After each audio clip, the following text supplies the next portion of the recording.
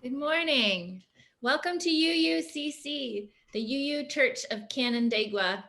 I'm Eileen, I'm your minister, and I'm so glad to be here with you on Zoom this morning. Today we are joined by the Reverend Dick Gilbert, who is a UU minister and a longtime favorite guest preacher of ours. And we're so glad to be with him. Before we begin our service, I have a few quick announcements to share with you. So if you'll allow me, I will share my screen now.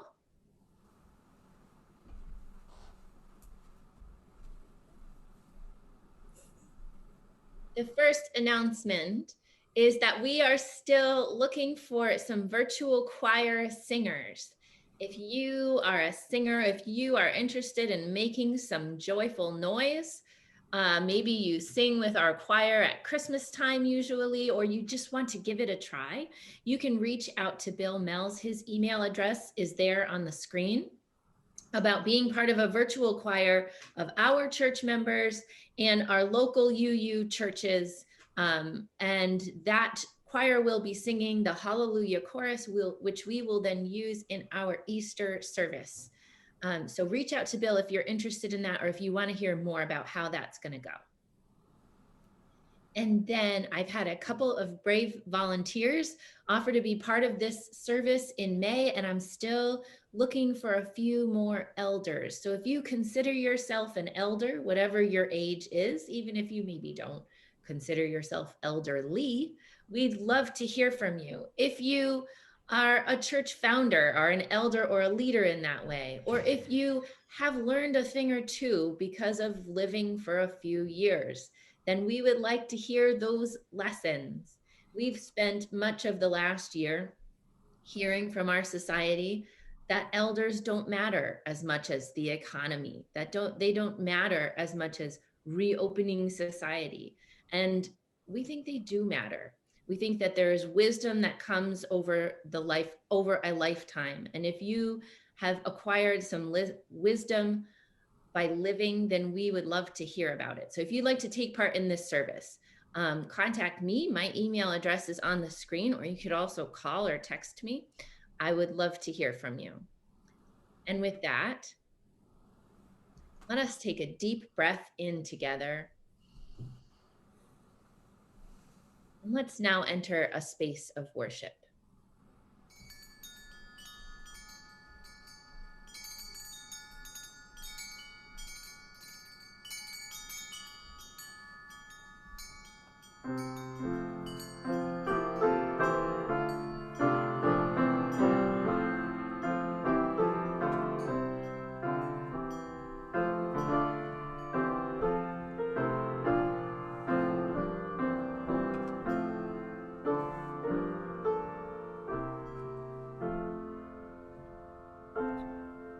We gather this hour as people of faith, with joys and sorrows, gifts and needs.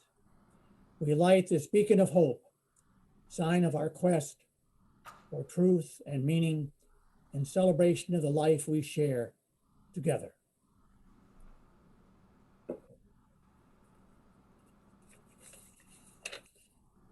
As we enter this community of faith, may we remember the difficult lesson that each day offers more things than we can do. Therefore, may we learn to separate that which matters most from that which matters least of all. May we do what needs to be done, postpone what does not, and be at peace with what we can be and do. Our opening hymn is number 298 in Singing a Living Tradition, Wake Now, My Senses.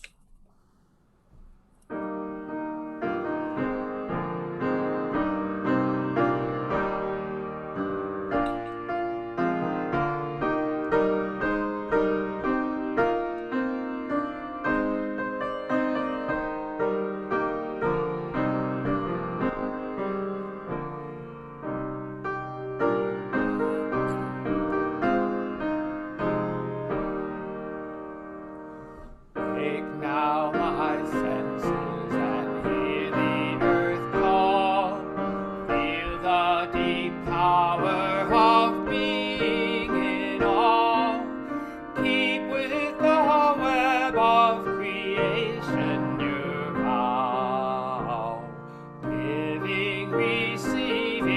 as love shows us how.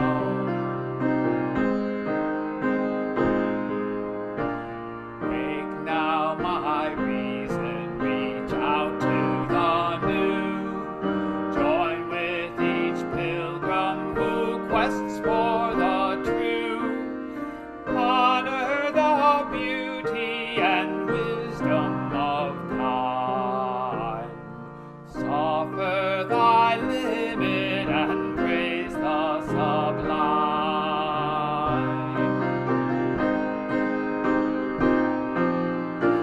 Wake now, compassion, give heed to the cry.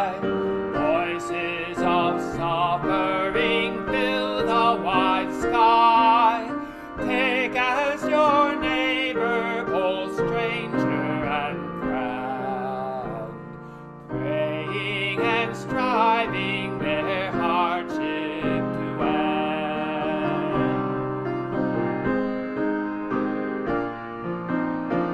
Wake now, my conscience, with justice thy guide. Join with all people whose rights are denied. Take not for granted a privileged place. God's love embraces the whole human race.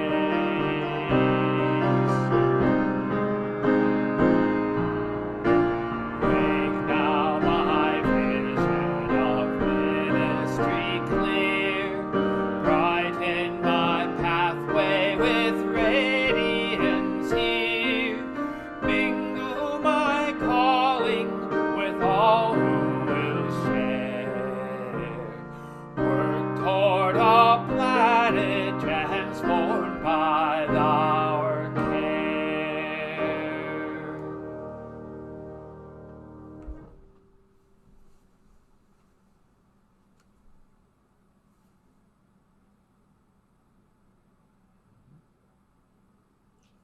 Now is the time in our service when we share our joys and our sorrows with one another. We are a community that holds one another in both our celebrations and in our pain. And as we begin to prepare to share what it is that lays on our hearts this morning, I just want to remind you of our pastoral care team. These folks comprise our pastoral care team: Scobie Beer, Kevin House, Pat Mells, Nancy Reed, and of course myself. You can email me to share your joys and sorrows that feel too private to share in this space. And you can reach out to any one of that pastoral care team if you need to talk more about what is on your heart today or any day. I encourage you to do that, even if it feels small, even if it feels like no one might want to listen to what it is you're going through. We do. And now I invite you to use the chat function here in Zoom to share with us what's going on with your heart today. Are there joys or sorrows to lift up this morning? We hold these things in our hearts this morning. Celebration of birthdays, the blessing of another trip around the sun, our 7th or our 20th, or however many times we get to go round. Gratitude for vaccines and the freedom that they give us. Concern and prayers for Dylan. Joy in the care that this community gives us. Sorrow for our friends in hospice, for patients who die. And hope that spring is coming. For these and all the joys and sorrows we leave in the silence of our hearts, know that we are with one another. And now I'd like to invite you into the spiritual practice of generosity. We share a quarter of our monthly offering with a community partner each month. And this month's designated offering recipient is the Rochester Alliance for Black Journalists. And so there are a few ways that you could give to our offering this morning if you would like to give. You can give online at Canandaigua uu.org/connect/donate. I will drop that link in the chat. You can give by mailing a check to the church at 3024 Cooley Road in Canandaigua, and I will drop that address in the chat. Or you could ask your bank to set up recurring Sunday plate offering gifts if you don't want to have to remember to do it each Sunday morning. And in any of these cases, if you make a note with your donation that you would like it to be part of this morning's offering, then we will be sure to share a quarter of it with our partners. We thank you for your generosity today. It's always good to be together with the Canandaigua group, having been a graduate of the Canandaigua Union School and the Canandaigua Academy. And reminding myself again that Zoom is the tie that binds, even though we are seemingly apart. So I invite you to settle down in your chair or your couch or whatever. Take a deep breath. Relax. Would you please join me in the spirit of meditation?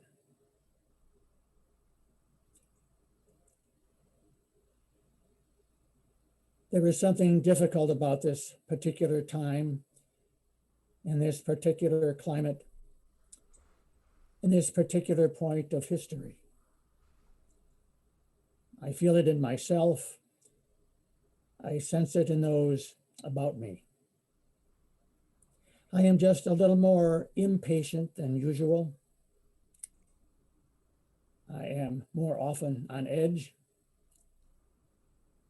My spiritual resources feel depleted.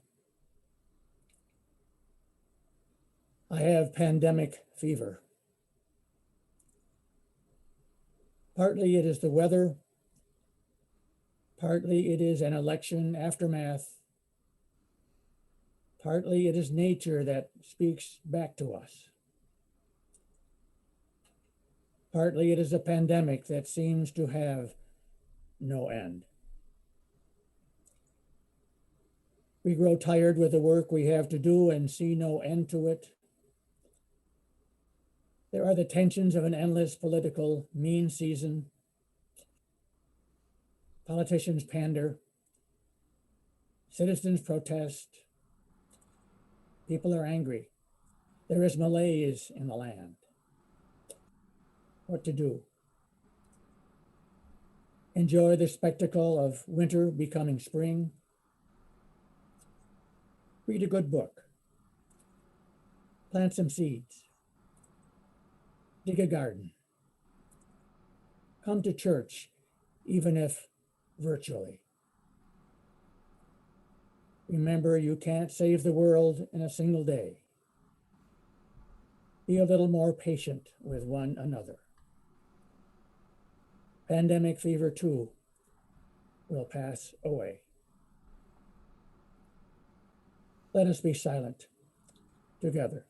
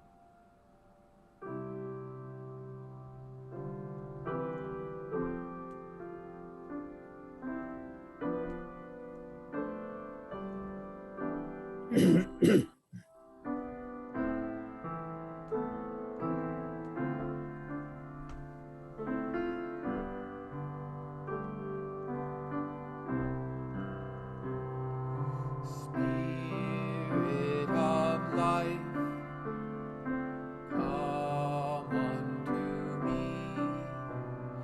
Sing in my heart all the stirrings of compassion.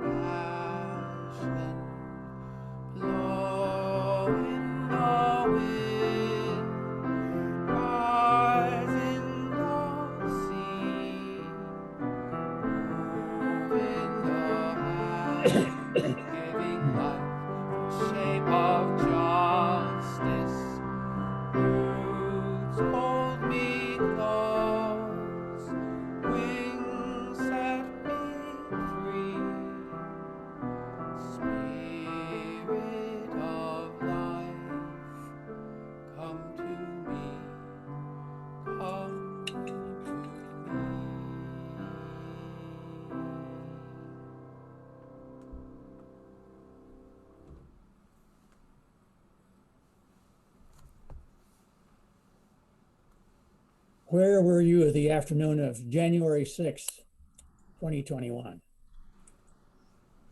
That question will be right up there with where were you November 22nd, 1963, JFK's assassination, or September 11th, 2001. Well, expecting to be bored by the ritual of electoral college balloting, I intended to watch for only a few moments before I repaired to my computer to catch up on the news of the day. Then the news happened. A violent attack on the Capitol itself, and transfixed in real disbelief, I helplessly settled down to watch the near unraveling of a nation, only tentatively stitched together again in the wee small hours of January 7. A close call. This perfect storm of political insurrection, health pandemic, increasing inequality, racist tribalism, and global climate change reminds me of one of my favorite books by historian Barbara Tuchman, The March of Folly. She summarizes classic historical blunders from the Trojan horse in Greek times to King George's colossal mistake in the American Revolution to the Vietnam War. The last 4 years qualify for inclusion, right through January 6th, impeachment and acquittal. All that seems strangely distant until I happened on an essay. We are the dinosaurs. We are the meteors, climate, biodiversity, and the human future. While it may have been a meteor that erased the dinosaurs from evolution, now we are the architects of both global climate change and human history. As Secretary of State Dean Rusk put it so many years ago, 1/3 of the people of the world is asleep at any given moment. The other 2/3 are awake and probably stirring up trouble somewhere. These intersecting crises are pre-existing conditions in the American body politic. I knew there were problems there, but I had no idea how pervasive they were. Trumps we will always have with us, but I am disturbed that Trumpism is so widely supported. For example, nearly half of all Republicans and 1/5 of registered voters think the January 6th insurrection was justified. Sometimes it feels like we are living in a failed state. But let's step back for a moment and catch our collective breath. Do you remember science class in high school or college? Your untutored student eye pressed upon the microscope's eyepiece. You looked into whatever it was, and you were amazed, astounded by what you saw there. In bold relief were cells that had been invisible to the naked eye, but suddenly clear to your mystical mind. Now, while medical researchers peer through their laboratory microscopes for the perfect vaccine, we now peer through our moral microscopes, seeking to know the ethical state of the nation. This perfect storm of seismic crises reminds me of the Army scout who went out to look upon the enemy to see what was there. And he came back after surveying the enemy to report to his commanding officer. There's good news, sir. We can attack on any front. We're surrounded. And so it seems. Nevertheless, our predicament provides a unique opportunity for a clarification of national values and our own religious perspective. I invite you then to enter the lab to focus a moral microscope on the USA Today through a Unitarian Universalist filter. In our insurrection hangover, we need to muster courage to see what is at stake there in Pew, Pulpit, and Politics 2021 and beyond. What have we learned? This past week, we empathized with the people of Texas as they suffered through a winter storm that seems almost routine to us. The Lone Star States experiment with climate change denial and an I'd rather do it myself energy policy were no match for Mother Nature's wrath. While Senator Ted Cruz's not so excellent Mexican adventure and Governor Greg Abbott's assignment of blame to the Green New Deal have produced many a laugh among us, our Texas neighbors have had a sobering lesson in what small and inadequate government means, what it does and doesn't do. And big government, that is our tax dollars at work through FEMA, rides to the rescue. We are part of an independent web, interdependent web. Red, blue, purple, red, white, and blue. You may remember Grover Norquist's famous image. I don't want to abolish government. I simply want to reduce it to the size where I can drag it into the bathroom and drown it in the bathtub. However, this starve the beast philosophy has failed us. When you drown the government in the bathtub, people die. We know this also from our failure in dealing with the novel coronavirus. Our 500,000 plus fatalities lead the world. We have learned that government at its best represents the better angels of our nature. And while we are quick to blame our pathetic response to COVID-19 on our ex-president, we, the people, are also responsible. We allowed an inexcusably underfunded public health system to development. In our obsession with privatization, we neglected basic health care, especially for the marginalized. Our failures would seem to make the case for a national single-payer health system. For while touting our health system as the best in the world, it ranks below most developed nations on many indicators. For instance, our life expectancy has declined for the past 3 years in a row. What accounts for our healthcare failure? Good old American individualism. Don't tread on me. The Lone Ranger mentality that tamed the West has lodged itself in those whose interest does not go beyond their own noses. And so American exceptionalism is one of the toxic amoebas we find by looking through the moral microscope. We have come to the point where wearing a mask or not is not an ethical statement of our care for our neighbor, but a political one. Too many individualists have forgotten that wearing a mask protects not only yourself, but also your neighbor.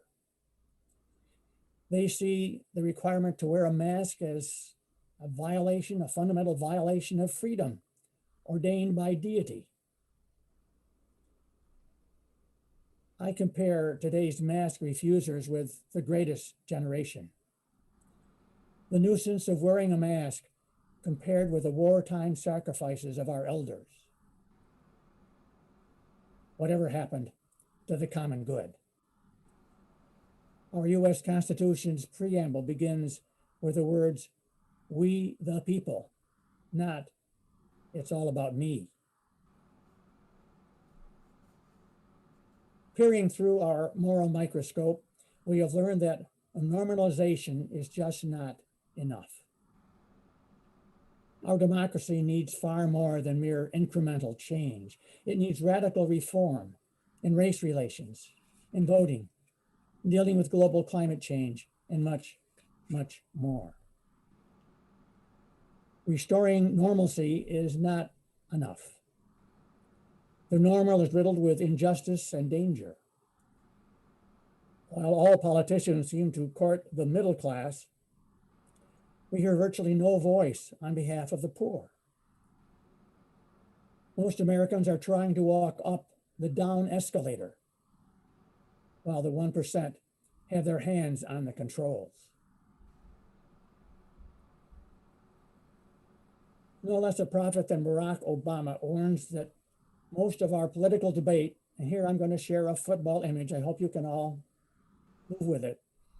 He shares a football image that most of our political debate occurs between the 40-yard lines, the middle of the football field. It never gets to the red zone where touchdowns are scored. Sometimes a crisis, which means both danger and opportunity, provides the context for radical change. We ought not to let this possibility slip through our fingers. There are many obstacles to those of us who envision a beloved community, a significant part of which is a government which seeks to form a more perfect union, establish justice, ensure domestic tranquility, provide for the common defense, promote the general welfare, and secure the blessings of liberty to ourselves and our posterity. Words, of course, from our Constitution's preamble. However, there was an inherent conservative bent in our founding fathers. For all their wisdom, and this I grant, they were mostly men of means, many slave owners who steered toward a tyranny of the minority, in which New York and Idaho each have 2 senators, in which it is possible to win the popular vote and lose a presidential election, where gerrymandering leads to the rule of the minority. I don't know how long we must endure these anti-democratic policies, but for now, we simply have to deal with them. This subversion of democracy also includes suppression of voters, particularly minority voters, and the Supreme Court's Citizens United decision, which gives those with the most money the loudest voice. Donald Trump, in a way, is right, and I didn't think I'd ever say that. So many of our elections are rigged, though not in his understanding of the term. Every day seems to bring about another blow to our grand experiment in democracy. A word that strangely never appears in the Constitution. Philosopher Kostika Bredeton, writing on why democracies fail, put it this way: genuine democracy is difficult to achieve, and once achieved, fragile. In the grand scheme of human events, it is the exception, not the rule. Who in his right mind would choose the dull responsibilities of democracy over the instant gratification a demagogue will provide? I never was taught much about this in my 7th grade social studies class in Canandaigua's old Union School, so many, many years ago. Democracy, I find, is not a given. It is a fragile work in progress. Another obstacle is personal. Last fall, I drove past a very large Trump sign on Route 14 in Seneca County. Vote for Trump and make the liberals cry. I was tempted to stop for dialogue. But then I felt my hands tighten on the steering wheel. And frankly, I was scared, fearful of violent confrontation. I even traded a Black Lives Matter sign on my lawn for a more moderate one, which reads, "We believe Black Lives Matter. No human is illegal. Love is love. Women's rights are human rights. Science is real. Water is life. Injustice anywhere is a threat to justice everywhere." Okay, but no profile in courage. The Trump bump, which activated many of us following the 2016 election, must not give way to the Trump slump, which assumes that now automatically all will be well. As an elder, I can remember such critical periods marking the history through which I have lived. Beating a kitchen kettle drum as we celebrated the end to World War II in Bristol. I know exactly where I was when JFK was assassinated. I vividly recall the assassinations of Martin Luther King Jr. and Robert F. Kennedy when I was a minister and chaplain in Ithaca. And I recount the 1965 memorial service for James Reeb when I was in Selma. The memory of 9/11 when we opened the First Unitarian Church for weeping and worship lingers. The point of this moral microscope gazing is that if we learn nothing else from this pandemic, it is that our nation is suffused in systemic injustice from sea to shining sea. There is in our land, sadly, a moral myopia, close to blindness. Many of us have tried to speak truth to power with decidedly mixed results. Some of us are aging out. We long to pass the torch to a new generation of activists who are moved by the Spirit.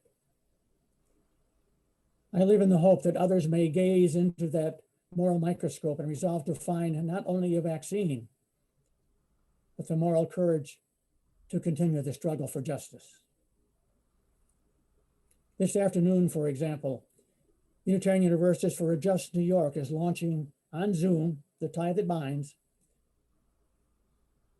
for its lobbying effort, its advocacy effort in New York State. I hope to be there. March 14th, Interfaith Impact of Rochester presents its annual legislative forum, listening to some of the newly elected legislators from the Metropolitan Rochester District. As you know, if you pay any attention at all to the news, important legislation lingers in Washington, D.C., beckoning our support. There are so many opportunities to make 2021, the sequel, a Jubilee year.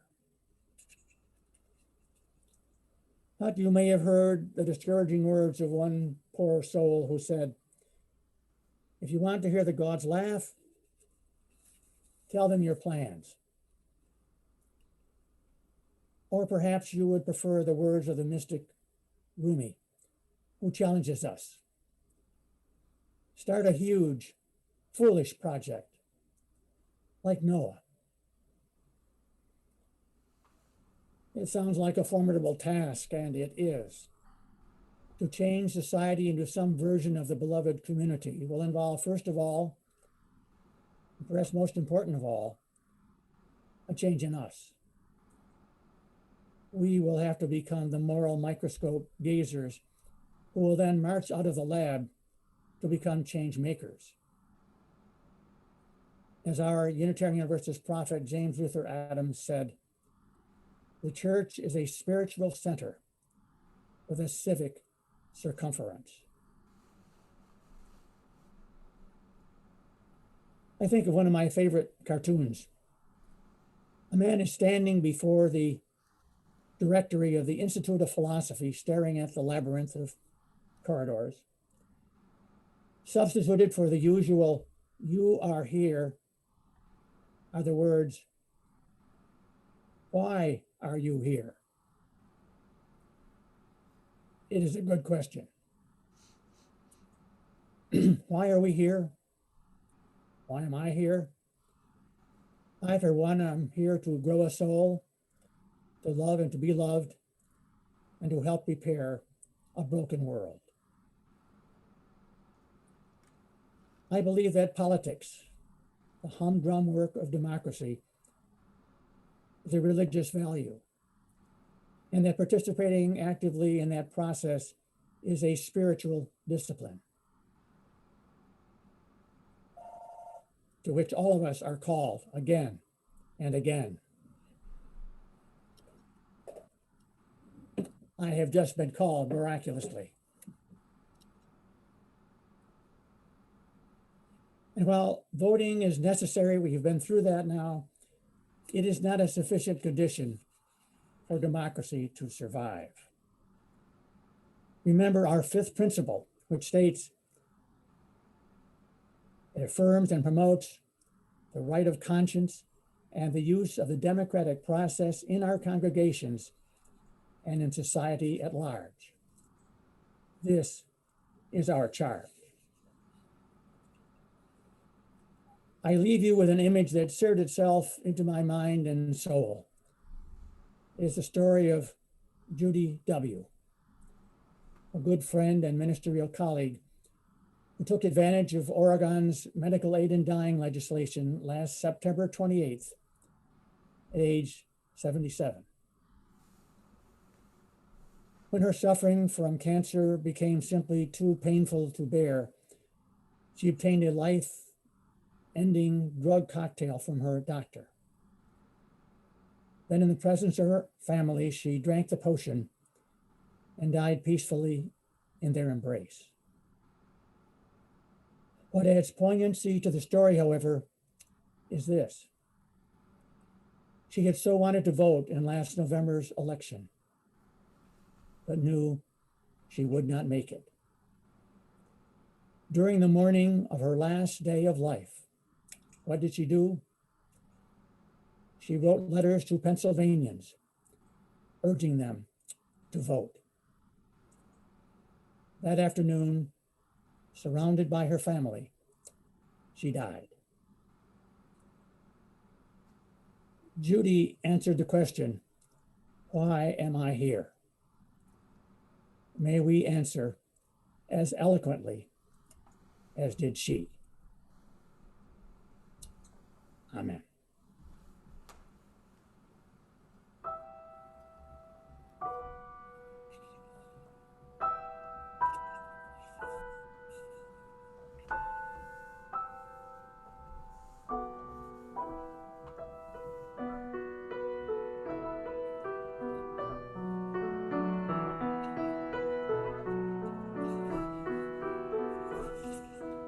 Building bridges between our divisions. I reach out to you. Will you reach out to me? With all of our voices and all of our visions, friends, we could make such sweet harmony.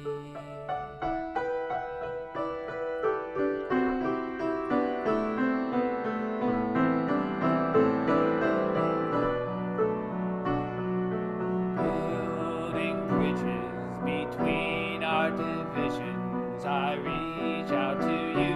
Will you reach out to me? With all of our voices and all of our visions, friends, we could make such sweet harmony.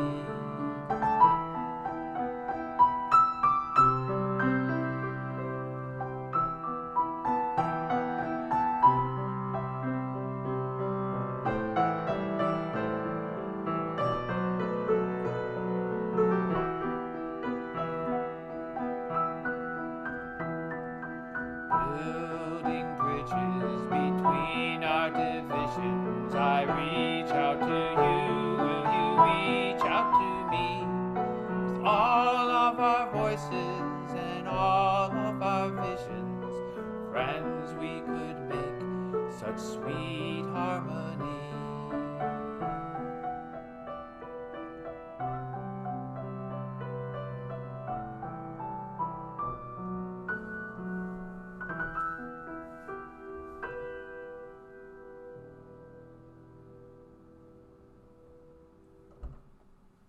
In the love of beauty and the spirit of truth, we unite for the celebration of life and the service of humanity. May we leave this place of the Spirit with memories that linger beyond today, with hope that goes beyond tomorrow, with faith that we can make a difference in the world, and the will to make it so. Amen. Our closing hymn is number 140 in Singing the Living Tradition, Hail the Glorious Golden City.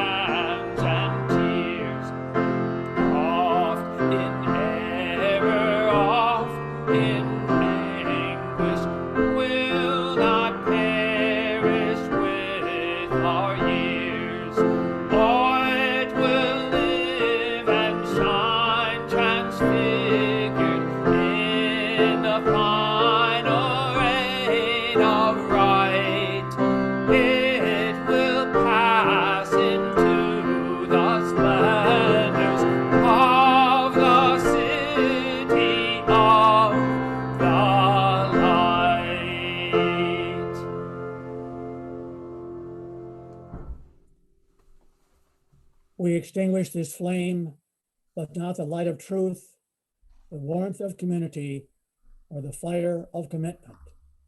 These we carry in our hearts until we are together again.